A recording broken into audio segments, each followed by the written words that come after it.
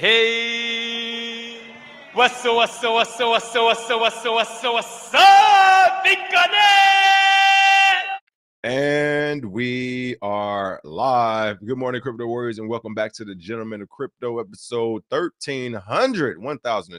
Today is Monday, February 24th, 2025. And I'm King here to bridge the gap between the community and crypto every day, Monday through Friday at 7 a.m.-ish. And today's top stories, all Bybit news. We'll be talking about Bybit. This hack, of course, it happened last Friday. Officially on my way out the door as the show started, I started seeing murmurs and rumors and was getting kind of messages about it, but it was kind of as soon as the show started. Of course, that show was an hour. By the time it ended, the news was full-fledged. And however, that was the end of that show Friday. So picking up where we left off here on Monday again, Friday, Bybit was hacked. Top stories of the day: Bybit lifts curtain on liquidation data following underestimated figures. Bybit exchange hacked, over 1.4 billion in ETH-related tokens drained. Lazarus Group consolidates Bybit funds into Phoenix hacker wallet. Adam backslams EVM misdesign as root causes Bybit hack. Bybit CEO discusses possibility of Ethereum blockchain rollback. Bybit has fully closed the ETH gap, CEO says, after $1.4 billion Lazarus hack. So they've already restored those funds there. And last two, but definitely not the least, SEC drops investigation into NFT marketplace OpenSea, as well as SEC Enforcement Division closes investigation into Robinhood Crypto. But first and foremost, of course, let's go ahead and take a quick look at these prices on the day. The crypto market is, of course, alive and well. It is still healthy. A lot of sideways movement as we've seen around this 95 to 105K mark. Looks like this is going to continue until we kind of see where the market is going to go. And I mean, of course, these hacks aren't helping anyone. Anyone's bag increase as well. But let's go ahead and take a peek. Bitcoin is coming in at $94,864, down 0.9%. Ethereum's at $2,659, down 4.75%, which is actually pretty good considering that hack happened last week. Ripple at number 4, $2.42, down 5.06%. Number 6, Solana at $153, down 9.19%. Number 9, Cardano, 71 cents, excuse me, down 7.28%. And number 10, Tron at 24 cents, up 0.88%. Fear and Green Index is at a 40. Bitcoin dominance has increased to 61.04%. And Ethereum dominance actually increased a few points too to 10.41%. So those are your prices on the day. And really quick shout outs: BK Crypto, Alipio, Ilmatic Crypto, Birdtown Music Group, Rashu Nerd Up, Only Bitcoin, Mike Main, Chikizi, Jake Fever, Theater of the Absurd, Wisdom Bars. Good morning. Good morning. Welcome back to the show. Let's go ahead and roll straight into it. I mean, as the title says, this is a Bybit show for the most part. If you already know everything that's going on with Bybit, feel free to skip. This is all this is about today. The first thing before I even talk about the Bybit hack was something that happened a day or so before. It was a story I didn't cover. But Bybit lifts curtain on liquidation data following underestimated figures. Bybit has made liquidation data public via API, improving transparency for traders after CEO Ben Zhu challenged underreported crypto liquidation figures.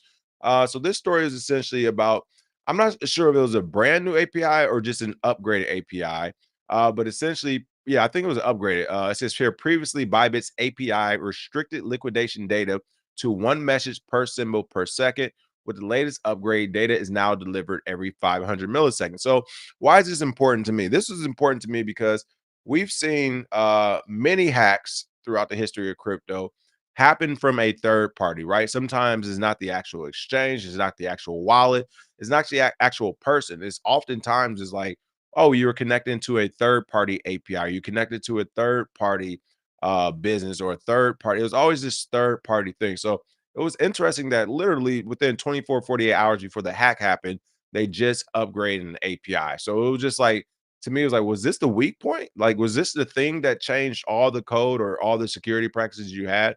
Was an upgraded API. Now, I'm not saying that's a fact. I'm just saying, to me, it was interesting that I remember specifically seeing the story and not covering it, and then hearing about the Bybit hack the next day. So again, this is Bybit CEO Ben Zhu acknowledged in a news release that previous API limitations led to underreported liquidation figures, failing to capture the full-scale market activity. Liquidation crisis had emerged earlier this year, which is why they wanted to show this transparency with liquidation data. And again, they could only do that through a third party, essentially API, right? So boom, you have that story come out first, and within I think about 12 hours, 8 to 12 hours, whatever, you had this story come out. Bybit Exchange hacked over $1.4 billion in ETH related tokens drained. Again, doesn't mean it's from the same thing, but to me, it just raised a red flag that I was like, wow, you guys just got, hacked for one of the biggest hacks, if not the biggest hack in crypto history. And it came off of the heels of you upgrading an API. Like for anybody who's been in this space, that's kind of like, I think I know where the red flag came from, right? Like again, it didn't have to be that. It could have been something that was already in the system that was just waiting to happen. There could be a variety of ways that this actually happened, but to me, this was the biggest red flag. Listen, I just saw Zero Day the other day, folks who haven't watched it on Netflix. I saw Zero Day the other day. My mind is conspiracy theory away right now. I don't know. A hacker took control of an ETH code wallet on the Bybit exchange on February 21st, stealing over $1.4 billion of funds in the process. It looks like following the exploit, the on-chain sleuth warned users to blacklist addresses associated with the hack. Bybit co-founder and CEO Ben Zhu confirmed the incident and provided an update on security breach. Again, this is when I was ending the show last week. You all were kind of telling me about it. And one of my first thoughts, honestly, especially the way they've been doing business, I wouldn't be surprised if someone at Bybit was somehow involved in this. They've already had issues the past few years. They've had regulatory issues. They've had, as you can see here, liquidation issues. People getting their crypto, and I will tell you, I know for a fact, Bybit is making it extremely hard for people to get their crypto back out there. So to me, there was already a bunch of red flags involving Bybit already. So to see this hack happen, it was kind of on par for course. I thought it was an internal hack. However, after seeing how they're kind of responding, there's a strong chance that it could be external as well, or had nothing to do with them, which to me goes back to one of the things I always say. Well, either you're incompetent and you're in on it. All right. Either you're a part of this hack, or you do not know what you're doing and you shouldn't have billions of dollars under your control. But again, that's one of those things where that's not necessarily their fault if everyone's leaving their capital on that exchange, especially in the upwards of hundreds of thousands and millions of dollars. Like it is what it is. Like no one's forced them to do that, especially in other countries where they don't have the same regulatory guidelines. This is a win and a layup.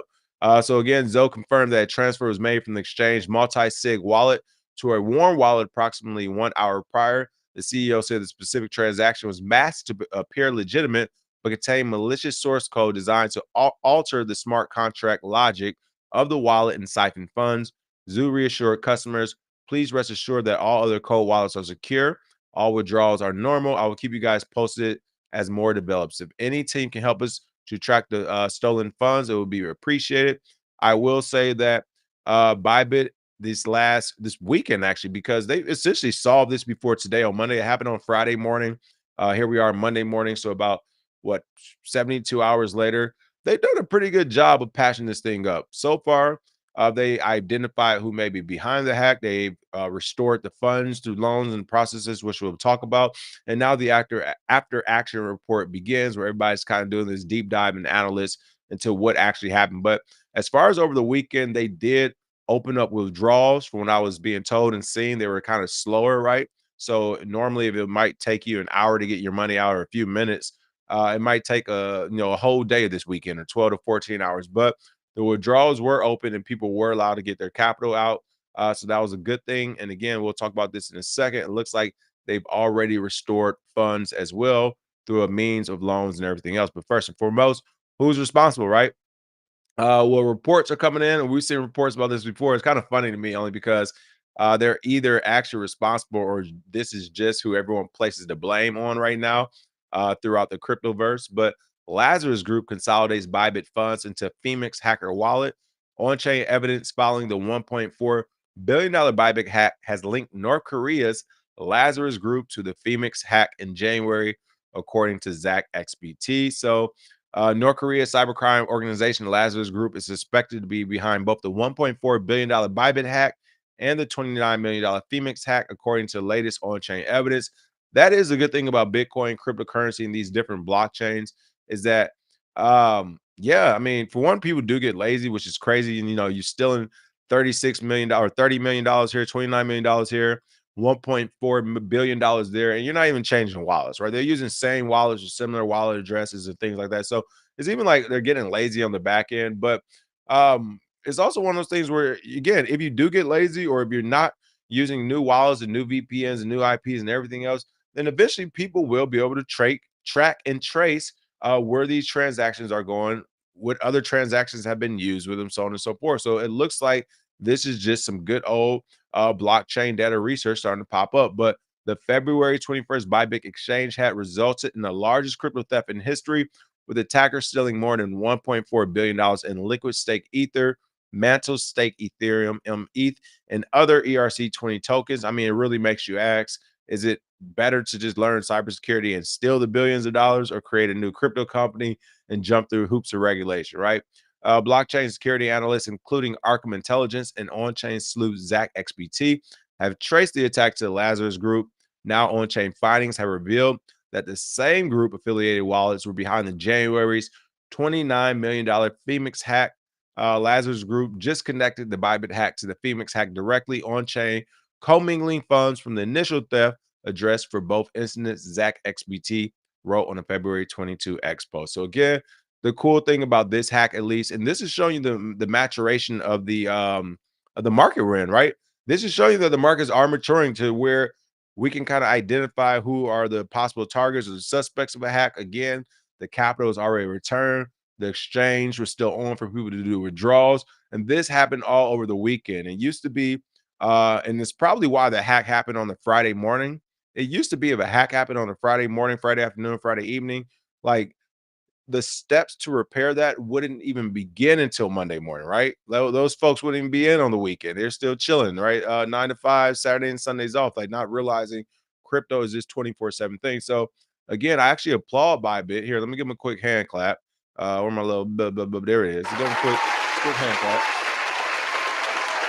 I actually applaud Bybit for being able to respond so quickly and to get everything up and running. It still sucks that they got hacked. And again, if it actually is by the Lazarus Group, it's going to be interesting to see how the United States takes this on. Not necessarily the United States right now when it comes to Bybit, because that's still not a US based firm, or it's in our backyard. We just kind of, I'm not sure legally, I don't think people in the US can use Bybit, matter of fact. So I don't see the US going crazy as far as like uh, what does this matter to us? But I do see the United States starting to prepare. Okay, what would happen? We see this happen to Coinbase, which is now a publicly traded company.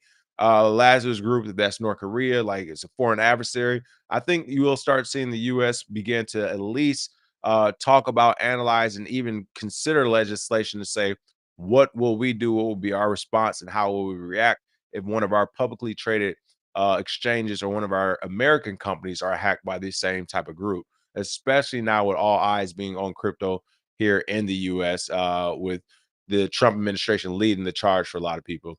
All right, continuing on, Adam Back jumped into this. So for those who don't know, I cover Adam Back back in the masterclass. Adam Back, who was once thought to be Satoshi as well from a lot of people, old school cyberpunk cartographer, knows all the in and outs of the space. Adam Back slams EVM misdesign as root cause of Bybit hack. That's right. The Bybit hack has sparked debate between Bitcoin and Ethereum advocates, with Adam Back blaming EVM security flaws while others point to multi-sig vulnerabilities. From his point, he's saying the misdesign of the Ethereum virtual machine, also known as the EVM, is the reason this happened. Blockstream co-founder Back criticized EVM technology in the February 23rd X post. Now, everything do go on X. This is hilarious to me. Following Bybit's falling victim to one of the biggest crypto hacks in history, losing 1.4 billion in Ether related tokens, people are misunderstanding critique of repeated EVM hacks. The latest and the largest Bybit, $1.4 billion, missing the point. EVM can go to zero. No one cares, Back wrote. The problem is the EVM dumpster fire hurts ecosystem credibility, which unfairly bleeds over to Bitcoin, he added. I mean, again, that could be said the same for derivatives. I think that the derivative ecosystem will hurt the overall Bitcoin and crypto ecosystem. That's going to cause the bubble to pop. So I get what he's saying by saying this is an EVM thing, but at this point, there are layers to things that are going to be hurting the ecosystem and the credibility we have right now.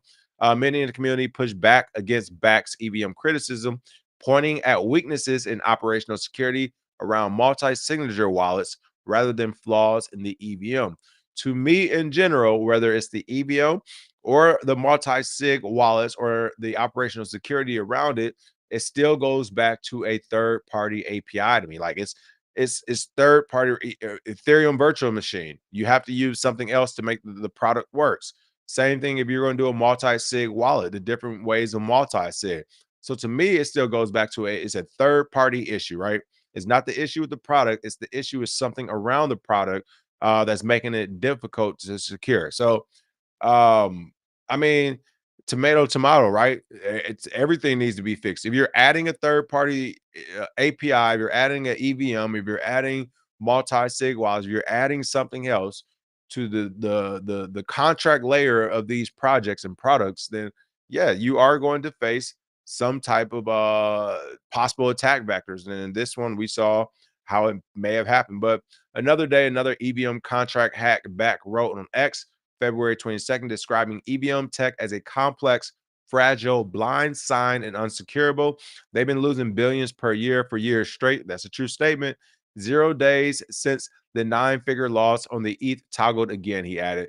It's funny, again, I just saw the series the other day, 0 Day, for those who haven't seen it on Netflix. So it's funny that Adam Back will also say 0 days as well. I think we all were watching that Netflix series this weekend. But I do agree with him. I mean, he's saying, like, look, if you want to know where all the money's missing from, where it's going, how is it happening, look no further than EVMs. All right. Again, other people are coming back saying it's not the actual EVM. You know, go figure. They're all Ethereum hits. They're saying that this is a multi-sig issue.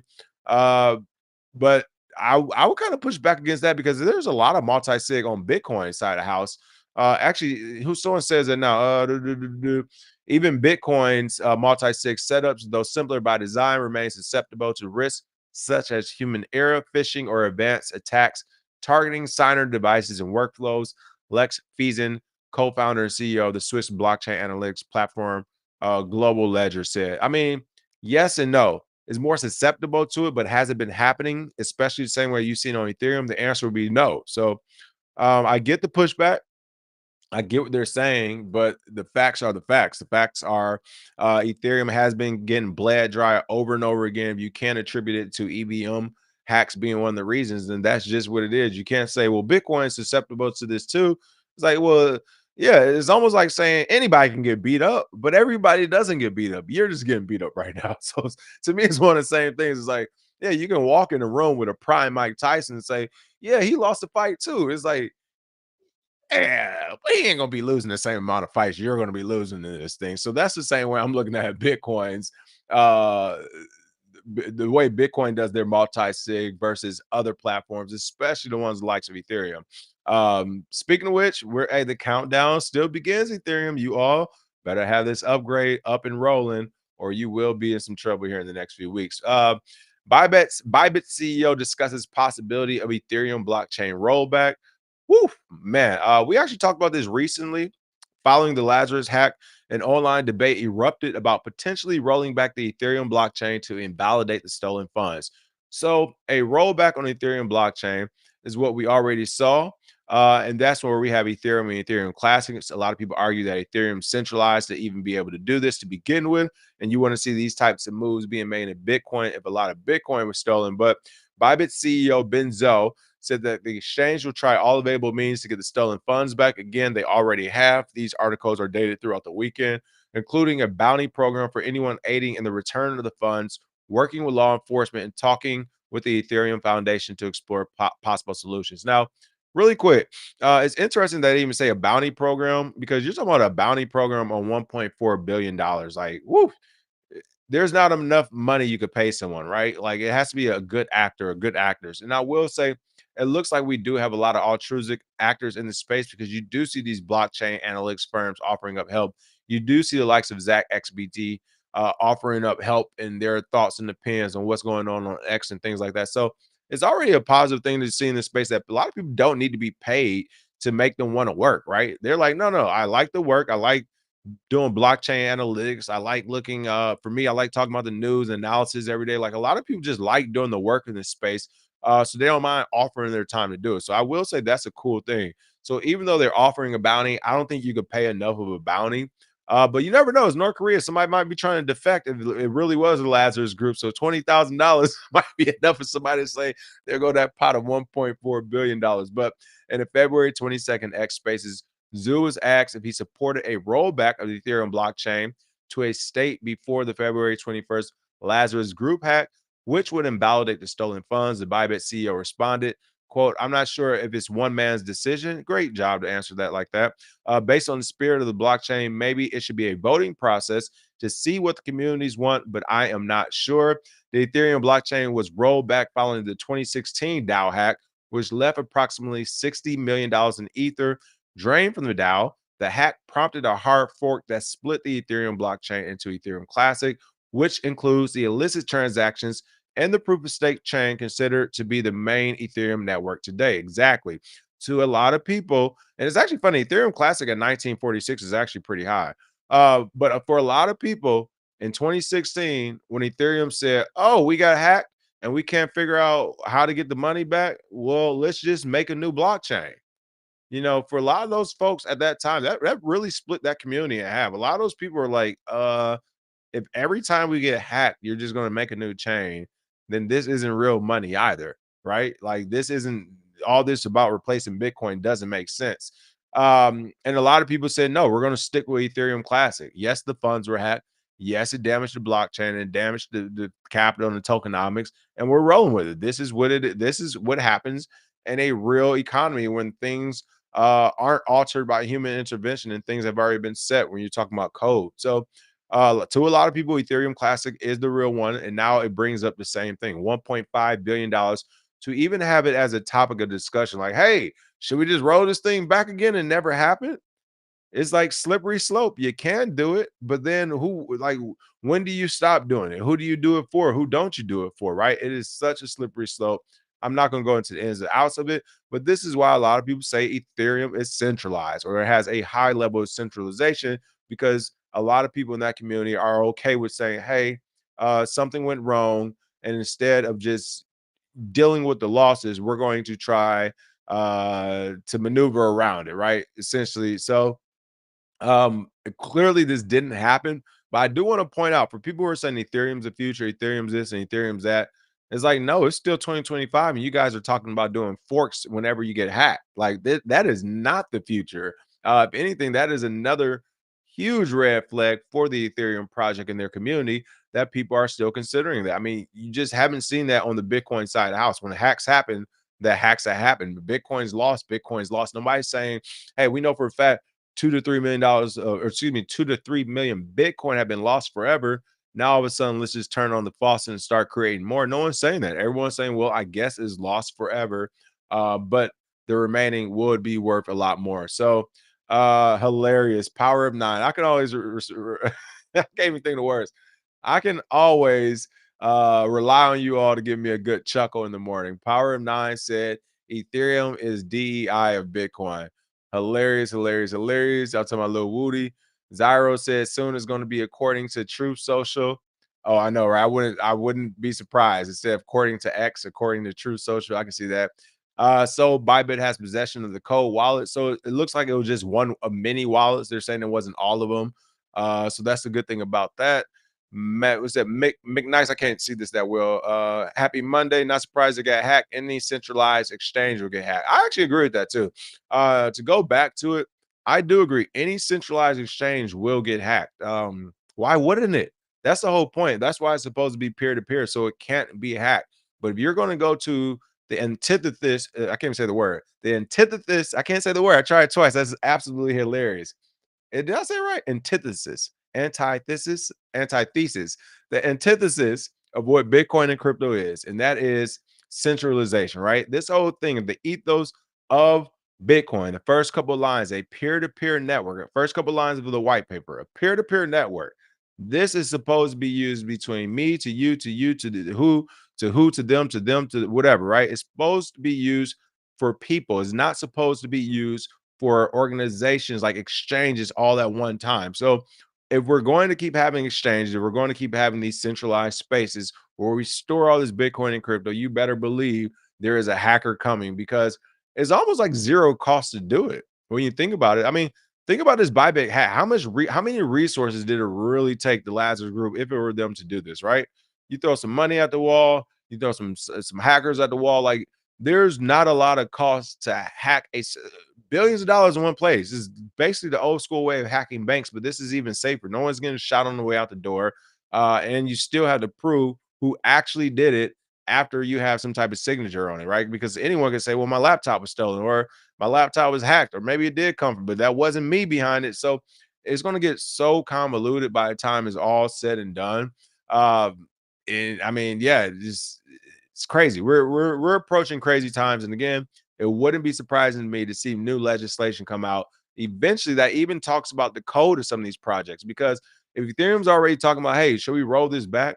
I guess like the United States is going to have a Ethereum ETFs and ETPs and derivatives, and then you're forking it off to new Ethereums without like them being ready for that. That's not going to happen. So I think there has to be legislation, or you may see legislation and from the regulatory side of the US where they're saying, hey, what do we do in case of a big hack? What do we do in case of a fork? What do we do in case of a rollback? Or at least that's the stuff you would think they'd be talking about if they have the real experts in the room, because this is definitely coming. Now, next up, still on Bybit, last but not least, Bybit announced late last night, early this morning, they fully closed the ETH gap after the $1.4 billion Lazarus hack.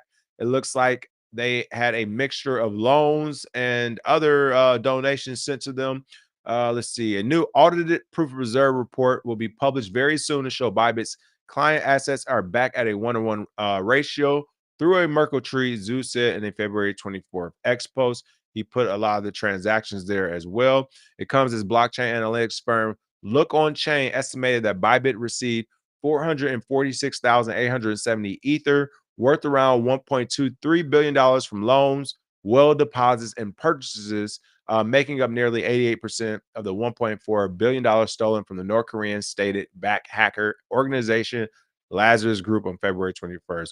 Whoever wrote this needs to do a way better job. Braden Lendria, man, are you American, or because this a chat GPT written like word soup? This is too much. Like, put some periods in these sentences. You should have my man got one sentence with what is this all 10, 20, 30, 40. He got one sentence with 50 words in it. Goodness gracious.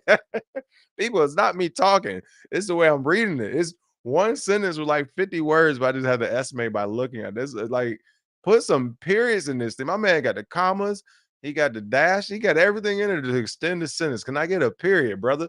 All right. Bottom line is people were caping for Bybit for some reason. A lot of humans felt bad for an exchange and they gave them loans. And then it said even Wells deposited their money. Like, amazing. Could you imagine if any that's what I always say, whenever you keep seeing these hacks, these people stealing and all this bad stuff in crypto, they keep getting another chance. It is absolutely like it should be studied. It should be studied why they're getting the $1.4 billion immediately back. The only thing I can guess is that there's probably organizations and or banks large enough into the investment side of the house to where they're saying we have to protect the rest. We have to show everybody. I don't know how much more they have on the exchange. Let's say they had another 10 billion. We have to show everyone the other 10 billion safe.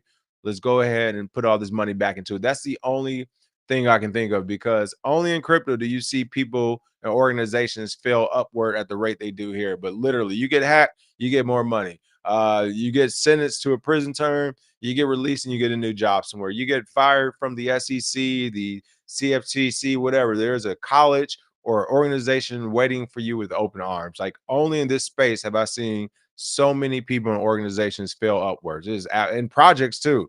I mean, hell, Hex is just dropped 90%. I still got Hexicans on here talking about the future. It is what it is. Okay. Fail upwards in this space. You always see it for sure, for sure. All right, last couple of stories. More concessions by the SEC, essentially. I mean, the story is in the headline itself, but this is crazy. SEC drops investigation into NFT marketplace OpenSea. I'm not gonna go into details. Who cares why? OpenSea is calling it a win for everyone. We already know why. SEC said we don't want no more crypto smoke. Along with that, SEC closes investigation into Robinhood crypto. Now, this one actually caught me by surprise. I knew they were laying off of crypto companies, but this is a traditional company trying to morph into a crypto company. You remember? And let's not even get started on Robinhood and how dirty they are. These are the same people who stopped the GameStop and AMC trading when all the retail investors started making money and all their hedge fund buddies started losing it. These are the same people who literally just grayed out, couldn't even access the app. You can't do any trading until all their friends were making their money back in the market stabilized. Like these are the same people. So the SEC has already went after traditional companies hard, especially those who crossed over into crypto. So this is a new day right here. I think this is probably one of the biggest, quietest stories that maybe of the week. I know it's only Monday, but here's the thing: setting precedent. If they're going to lay off a traditional company, a traditional banking company, which Robinhood was kind of morphing itself into, yeah, it was modernized as far as being an app, but essentially the rules, regulations, and the guidelines they had, the licenses they needed, they were a traditional banking company. Same thing as Cash App for those who don't know now. Cash App is essentially a bank. So everything you have to do at a bank, Cash App is enacting that. Now, I'll give props to them. Cash App drug their feet for as long as possible, but it's official now. I just want everybody to know coming into this year is official. Cash App is a bank, the same as Robinhood. So normally, you've seen this stricter regulations around the banks, right? Especially the ones who want to jump into crypto. So to see Robinhood or the SEC drop this investigation into Robinhood's crypto, this is signaling to banks, go ahead, hey, go crazy. Like the SEC isn't going to do anything anymore. So I think this is going to be a big story, and I think here in the next few weeks we may see a couple of banks or wealth institutions make some announcements into crypto, or actually start to promote a new project or product, because this is clearly telling the banks out there you're good to go. There's no more Operation Choke Point. We're letting it go. We're letting this NFT thing go with OpenSea, which we know already has a lot of money laundering implications to go along with it because of the whole buying art or using art or NFTs as a way to store money, then the value is lost and you sell it. A lot of money laundering talks to go into NFTs. So to see that investigation drop, and then simultaneously to see essentially a bank into crypto, Robinhood into crypto operation dropped as well. To me, this is signaling to banks it is all good. Fair winds and waters. I can't remember the saying right now. Fair winds and following seas or whatever, right? Like it is nothing but smooth sailing for here on out. So I'm with it. Looks good. SEC has officially capitulated. We will see how long this lasts. I think it's definitely going to last through the Trump administration. But like I said, don't be surprised as soon as he's out the door, the next administration comes in and it's just like, oh, we are about to clean house because of what happened with the SEC. All those companies the SEC let go, we're bringing them cases back. No, but seriously, like this is crazy, folks. Essentially, the SEC is dropping almost all charges against all crypto companies out there. They're saying we're not going after meme coins. The CFTC is still in disarray. It is wide open. The only people left is really the IRS right now, still talking about crypto taxes. Tax season is still going. I'm telling you, you think Trump's going to check that box at the top of his tax receipt that he did crypto? If so, how much? How much does your project make? $3 billion. You think the president of the United States, the guy who they couldn't even get his tax returns years prior, is going to check a box that says, yes, I launched a $3 billion crypto project and we won? Listen, I'm waiting to see what's going to happen to the IRS next. All right, we've seen what happens to the SEC. We've seen what happened to the CFTC. NFA is even talking anymore. Futures. I thought futures wanted a piece of this. I ain't heard y'all talking a minute. They're out the game. Who else are we missing? Like these agencies are getting slapped and tapped left and right. So I'm waiting to see what's going to happen to our IRS. Again, they're no different. Their top, he's the top op of the IRS, right? Him and the IRS been going back and forth for years, folks. They've been going back and forth for years. He already made it known that the hiring of those 80,000 whatever agents aren't happening. I'm super excited about that, because why are you hiring agents to come after American taxpayers? It doesn't make sense. So yeah, we'll see what happens next. We shall see what happens next. But as of right now, the SEC has laid off. It's either going to be great things in the crypto market, as far as a lot of people will make a ton of money, or you may see again the biggest bubble in the history of bubbles once the derivative market go crazy, once the meme coin market goes even crazier, and once we officially have low to no oversight. We shall see what happens next. Smash a like and share.